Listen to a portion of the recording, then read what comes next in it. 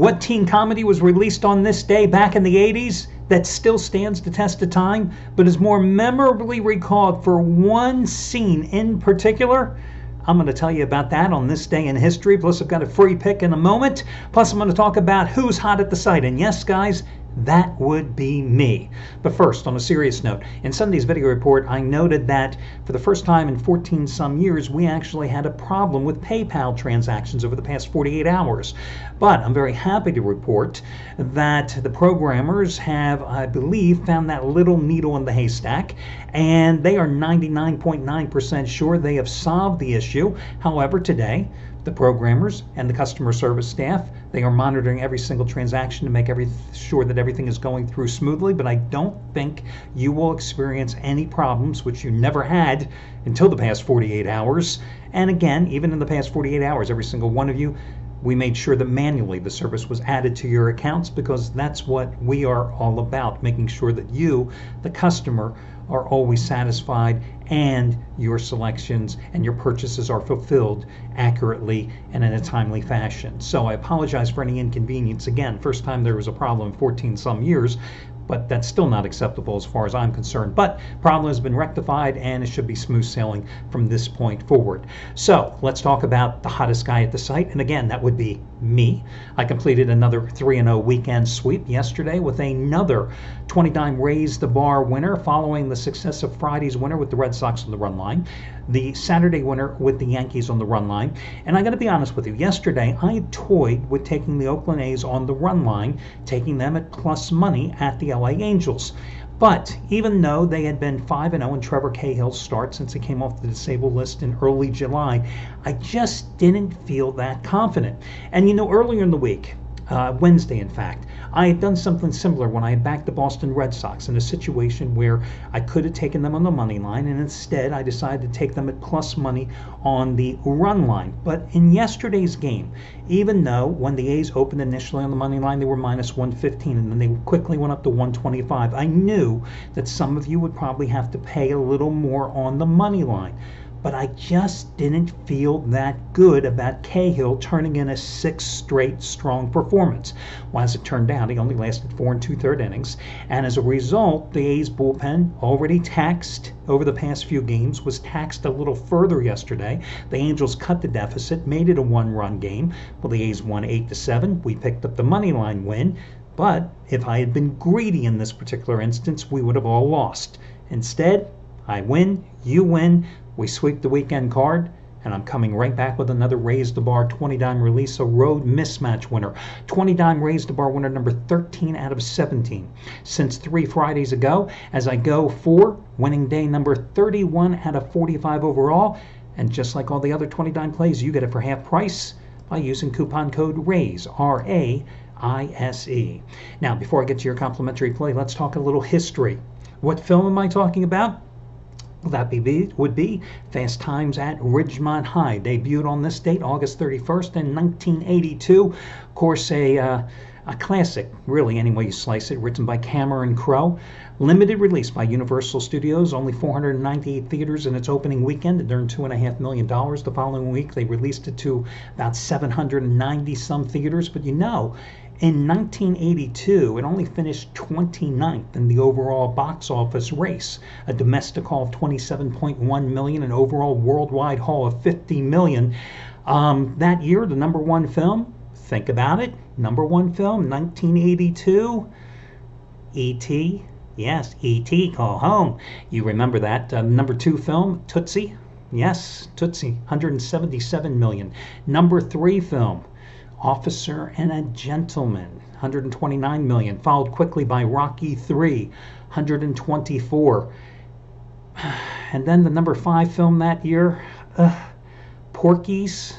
Yeah, Porky's. Not exactly a classic, huh? What were people thinking back? What were you guys doing in 1982? Oh, I know what you were doing going back to seeing Porky's in 1982. Yes, Porky's, $105 million, followed by Star Trek II, The Wrath of Khan. Poltergeist coming in next. Best Little Whorehouse in Texas. I don't know. I still never saw the movie. I couldn't even tell you what it's about. Well, Dolly Parton, Burt Reynolds, maybe? Sylvester Stallone, maybe? I don't know.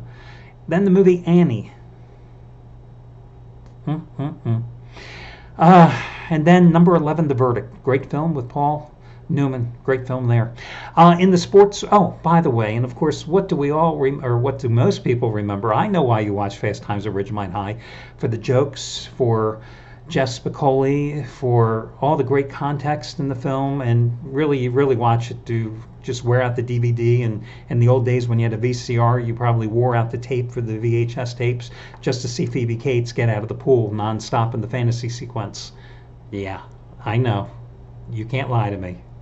Even you in the back. I know exactly. Yeah, you watch that over and over and over again. Mm-hmm. Don't lie. Okay, in the sports world on this day, 1995, Mickey Mantle died of liver cancer. A couple of music notes. Danny Bongiaducci, a phony musician who was born on this day in 1959 in Broomall, Pennsylvania. Actually, I got to know Danny because when he was doing radio at an FM rock station in Philadelphia that also did the Philadelphia Eagles games, I did I think it was like every Thursday or Friday morning, I can't remember now. I used to go down to the studio and I did a sports segment with him.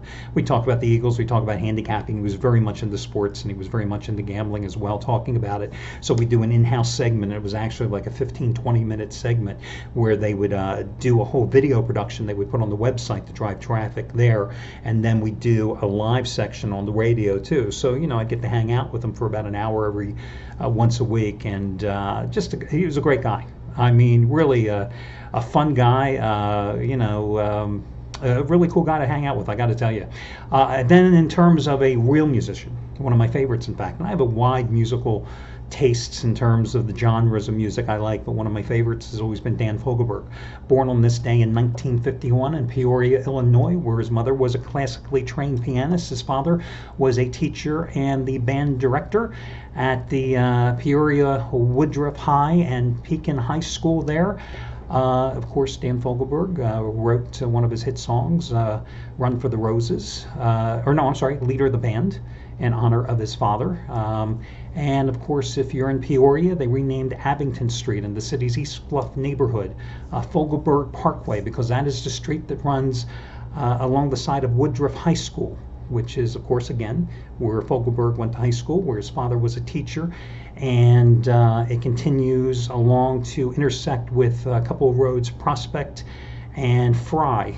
And that is the location of the convenience store where Fogelberg ran into his old high school sweetheart one Christmas Eve, as described in one of his best songs, as far as I'm concerned, Same Old Lang Syne. And if you want to read the story, and if you want to read what his old flame after his death tells you what the real situation was, because Fogelberg never talked about it when he was alive, but after he passed away, she fills in the blanks about the story. Google or hit Wikipedia for Same Old Lang Syne. It's a great song. They always play it at Christmas time. Just a tremendous song, but you can get all the details about it. By the way, Dan Fogelberg died of advanced prostate cancer. I don't care if you're in your 30s, if you're in 40s, and you're 50s, go get a PSA. Go get the little exam. Listen, it's 10 seconds of discomfort. Don't be an effing wuss. Is it worth dying for something that kills so many men, something that is so damn preventable? Advanced prostate cancer is what killed that man. They found it too late. They thought they had it in remission. It came roaring back, and he was dead within 3 years. Is it worth it not to get a PSA? Is it worth it not to get a small little digital exam, ladies and gentlemen? It doesn't hurt, really. Stop being a wuss. End the story. We move forward. Now, let's talk about your complimentary play here. Oh, by the way, I got to tell you something. I played one round of golf in my life. One round of golf in my life. If they could play the sport in 44 minutes, I'd love being a golfer. I played one round of golf in my life, and that was enough. Played well with my grandfather. I shot an 84, and that was it. I was 22, I think. My grandfather always wanted me to play golf. What a boring game. But me, like probably many of you yesterday, I sat there and watched Tiger Woods. Not that I was a big Tiger Woods fan, but it was just because of the magnitude of the event. Because, when he was the best golfer in sport, I really had no interest in watching Tiger Woods. But because he had fallen so down, And because now he was one of those guys, can he make that one last climb up the mountain? I was probably like everybody else yesterday watching him. Could he do it? Could he do it? I knew he probably couldn't do it, but I had to watch it. I'm sitting there watching golf. I probably watched more golf yesterday than I've watched in the past, I don't know, 10 years combined.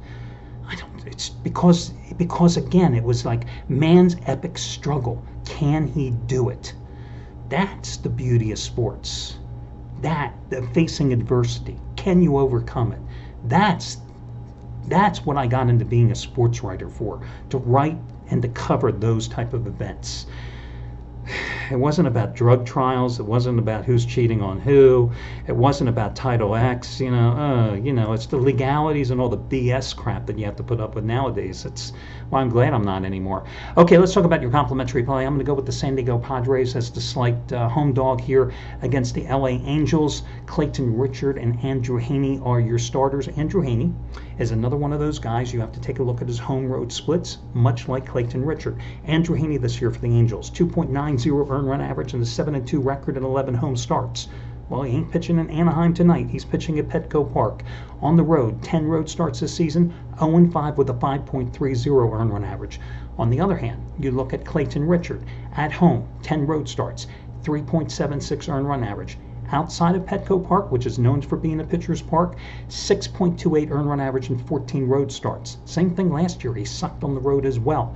Padres coming off a good series at home to open this homestand against Philadelphia. Took it 9-3 yesterday in the rubber game. 2 out of 3 in that series. They opened the homestand after a good road trip. Remember, they opened that road trip by splitting a 4-game set at Wrigley Field against the Cubbies. Then they took 2 out of 3 at Milwaukee. They've won 5 of their last 7 overall, scoring 47 runs in all. The Angels' last road trip through Tampa and Cleveland, they went 1-5. They've lost 20 out of 26 on the road since the middle of June. Why not take the Padres at this slight underdog price? And that's what I'm doing for your complimentary play. I wish you well, guys, and I'll talk to you again tomorrow when we do it again.